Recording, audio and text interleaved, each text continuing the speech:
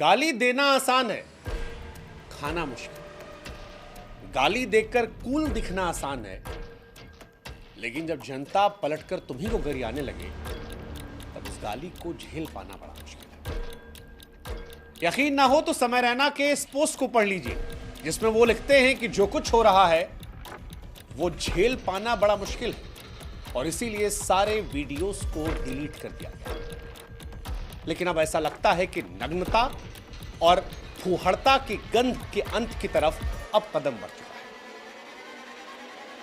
यह वही गंध है जो साल 2015 में शुरू हुई थी, एआईबी वाली गंध। उस दौर में भी इस गंध का विरोध हुआ था, बड़े पैमाने पर हुआ था, लेकिन फिर धीरे धीरे लोग शांत हो गए। लेकिन इस बार समय के शो में जब पहले एक महिला के ब्लाउज को काट के बीच में और उस पर ठहाके लगे और उसके बाद माता पिता को लेकर सेक्स करने की कल्पना की गई, कहा गया 6 इंच का पैंट में होना चाहिए, उस पर जश्न मनाया गया, तो फिर इसने हदों को पार कर दिया।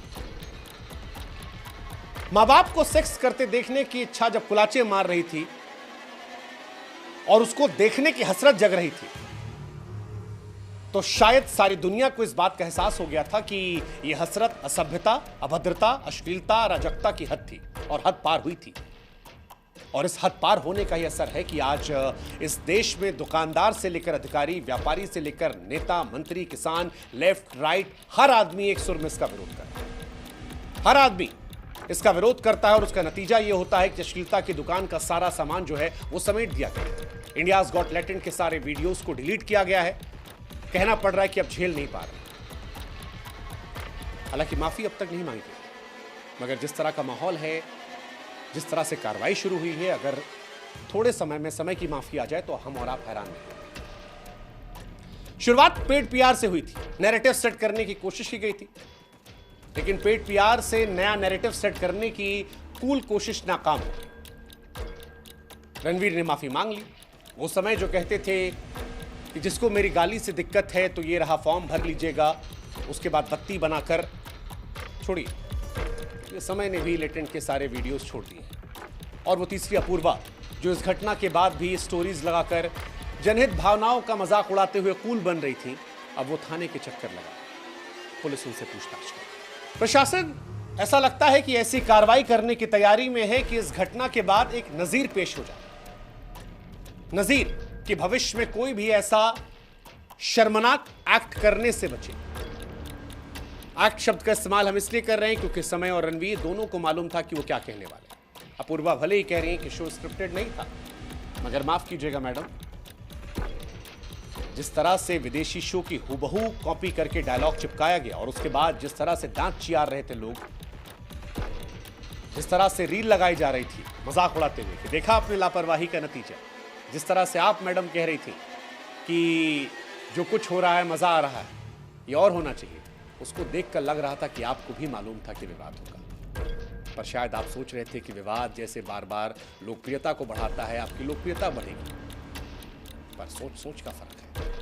व्यक्ति जब गिरने को उत्थान मान लेता है तो फिर बुरा समय आना सिर्फ समय समय की बात होती है। और यही समय है, क्योंकि समय और बाकी सब ये भूल गए थे कि देश का एक बड़ा तबका है जो संस्कृति से प्रेम करता है, रिश्तों की मर्यादा को समझता है, शब्दों के संस्कार को जीता जाता है।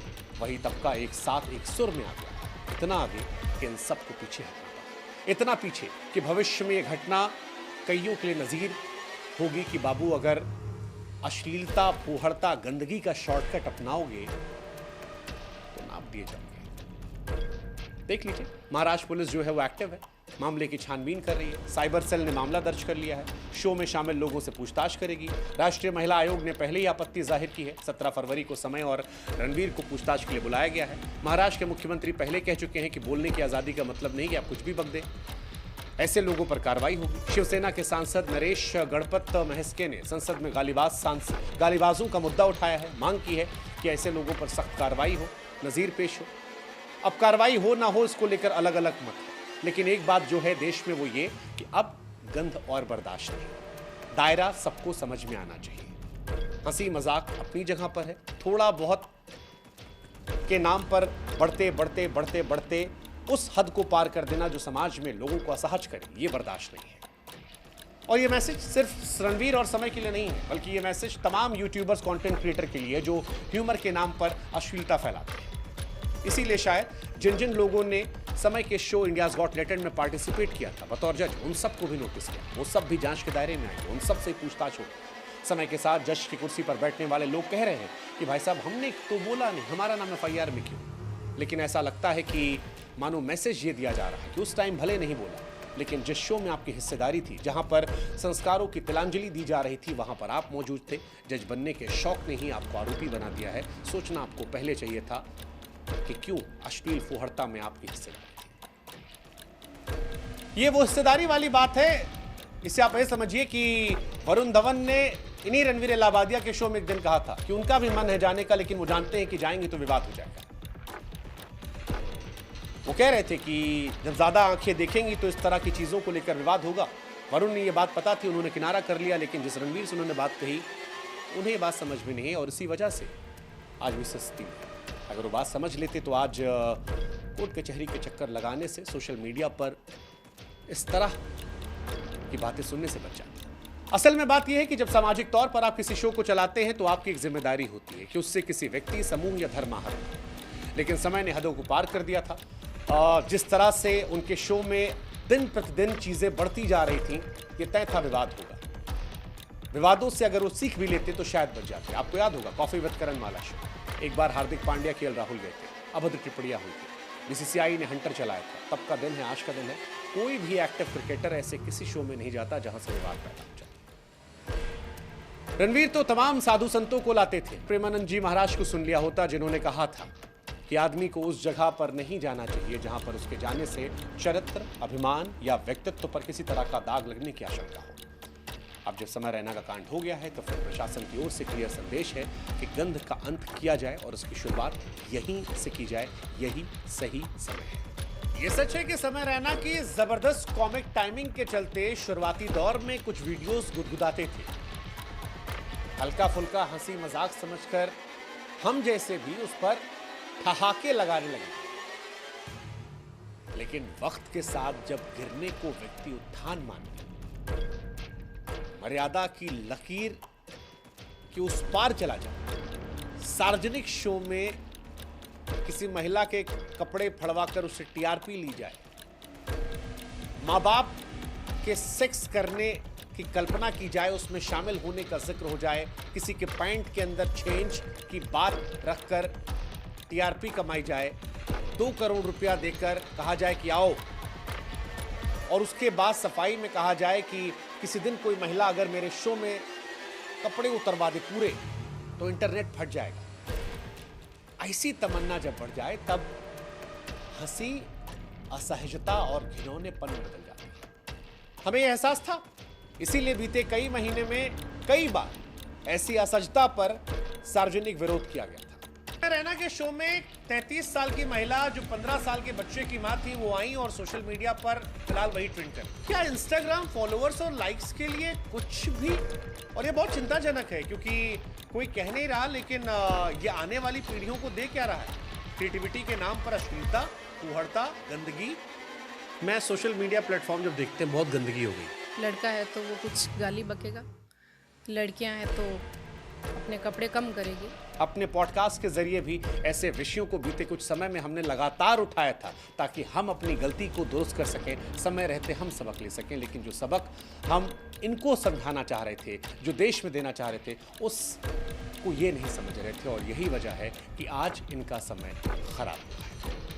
हालांकि ये काम पहले भी होना चाहिए था। इस काम के लिए हम और आप भी जिम्मेदार हैं क्योंकि हमने आप में या हमारे जैसे कुछ लोगों ने इस शो को देखा, शुरू में ठहाके लगाए और उन ठहाकों से इन्हें हिम्मत बढ़ती गई। बढ़ते बढ़ते ये माँ बाप के उन लम्हों को इस तरह से इमेजिन करते गए, खुलकर कहने लगे कि 6 इंच का चाहिए पैंट में, ये कहा कि 2 करोड़ है आके ये कर लो। ये सारी बातें रुक सकती थी लेकिन देर आए दुरुस्त आए। सोशल मीडिया पर फिलहाल कई ऐसे लोग हैं जो फुहड़ता, नग्नता, अश्लीलता को जस्टिफाई भी कर रहे हैं। वो कह रहे हैं कि ऐसे शो टिकट लेकर देखने जाते हैं, डार्क कॉमेडी की दुहाई देकर बचाव कर रहे हैं। लेकिन इन लोगों को समझ में नहीं आता कि इस तरह से अभद्रता करना, माँ बाप को लेकर इस तरह से घिनौनी बातें करना, इनका प्रचार करना, ये डार्क कॉमेडी नहीं।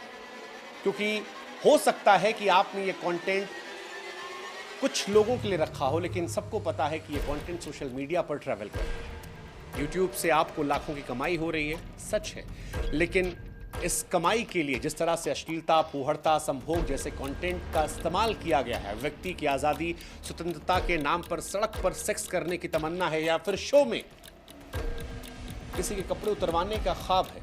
इमेजिन कीजिए कि जब ये बच्चों के बीच में जाएगा तो इसका क्या असर है। हैरानी इस बात की भी किसी के माँ बाप ने आकर यहाँ पर नहीं कहा। शायद माँ बाप को भी लग रहा था कि लाइक्स बढ़ रहे हैं, सब्सक्राइबर बढ़ रहे हैं, पैसे आ रहे हैं, क्यों रोका जाए। औलादें अश्लीलता का आकाश रच रही थी, आप लूट की। पहले कोई भी 100 बार सोचे, कोई भी बड़ा आदमी, पब्लिक फिगर ऐसे शोज में जाने से बचेगा। सबसे बड़ी बात, माँ बाप को एहसास होगा कि उनका बच्चा क्या देख रहा है या क्या बना रहा है, क्या बनाकर सोशल मीडिया पर डाल रहा है। हमें ऐसा लगता है कि ऐसे कंटेंट पर लगाम लगनी चाहिए।